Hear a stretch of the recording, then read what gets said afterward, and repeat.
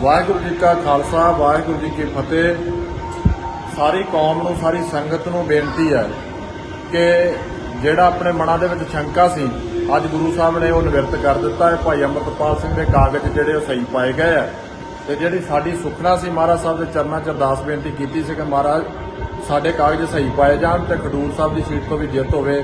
ਤੇ ਸੰਗਰੂਰ ਦੀ ਸੀਟ ਤੋਂ ਵੀ ਜਿੱਤ ਹੋਵੇ ਤੇ ਬਾਕੀ ਸਾਰੀਆਂ ਸੀਟਾਂ ਜਿੱਥੇ ਸਾਡੇ ਕੈਂਡੀਡੇਟ ਖਲੋਤੇ ਆ ਮਹਾਰਾਜ ਸਾਹਿਬ ਫਤਿਹ ਬਖਸ਼ਣ। ਸੋ ਅੱਜ ਅਸੀਂ ਸ਼ੁਕਰਾਨਾ ਕਰਨ ਵਾਸਤੇ ਆਏ ਆ ਤੇ ਆਹ ਤਖਤ ਦੇ ਲਾਗੇ ਖਲੋਤੇ ਆ ਜਿਹੜੇ ਤਖਤ ਤੇ ਬਾਦਸ਼ਾਹ ਬਹਿ ਕੇ ਹੁਕਮ ਕਰਦਾ ਹੁੰਦਾ ਸੀ ਕਿ ਇਹਨਾਂ ਦੇ ਬੰਦ ਕੱਢ ਦਿਓ, ਦੇਗਾਂ 'ਚ ਬਾਲ ਦਿਓ, ਰੂਹ 'ਚ ਸਾੜ ਦਿਓ। ਤੇ ਮੈਂ ਸਿੱਖ ਕੌਮ ਨੂੰ ਪੰਥ ਨੂੰ ਅਪੀਲ ਕਰਦਾ ਹਾਂ ਕਿ ਹੁਣ ਤੁਸੀਂ ਅਣਖ ਤੇ ਗੈਰਤ ਨੂੰ ਜਾਣਦੇ ਹੋਏ ਜਿਹੜੇ 15-14 ਦਿਨ ਬਚੇ ਆ ਰਾਤ ਦਿਨ ਇੱਕ ਕਰਕੇ ਧੂੜ ਧਮਾ ਦਿਓ। ਸੰਗਰੂਰ ਵੀ ਫਤਿਹ ਕਰੋ, ਖਡੂਰ ਸਾਹਿਬ ਵੀ ਫਤਿਹ ਕਰੋ, ਸ੍ਰੀ ਅੰਮ੍ਰਿਤਸਰ ਸਾਹਿਬ ਤੋਂ ਵੀ ਤੇ ਜਿੰਨੀਆਂ ਵੀ ਸਾਡੀਆਂ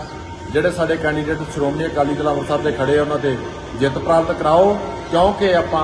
ਆਪਣੇ ਮੀਰੀ ਪੀਰੀ ਦੇ ਤਖਤ ਨੂੰ ਮੁੱਖ ਕਰਕੇ ਤੇ ਦਿੱਲੀ ਵਾਲੇ ਤਖਤ ਨੂੰ ਪਿੱਠ ਕਰੀਏ। ਸੋ ਇਹ ਮੇਰੀਆਂ ਬੇਨਤੀਆਂ ਹੈ ਤੇ ਕੱਲ ਨੂੰ ਅਸੀਂ ਇੱਥੋਂ ਸ਼ੁਕਰਾਨਾ ਜਿਹੜਾ ਕਰਕੇ ਗੁਰੂ ਸਾਹਿਬ ਦੇ ਚਰਨਾਂ 'ਚ ਅਰਦਾਸ ਕਰਕੇ ਜਾ ਕੇ ਆਪਣੇ ਕਾਗਜ਼ ਵਿਡਰਾਅ ਕਰਾਂਗੇ ਤੇ ਭਾਈ ਸਾਹਿਬ ਤੇ ਸਰਦਾਰ ਸਿਮਰਨਜੀਤ ਸਿੰਘ ਮਾਨ ਦੀ ਜਿੱਤ ਵਾਸਤੇ ਮੈਦਾਨ ਦੇ ਵਿੱਚ ਰਾਤ ਦਿਨ ਇੱਕ ਕਰ ਦਾਂਗੇ। ਵਾਹਿਗੁਰੂ ਜੀ ਕਾ ਖਾਲਸਾ ਵਾਹਿਗੁਰੂ ਜੀ ਕੀ ਫਤਿਹ।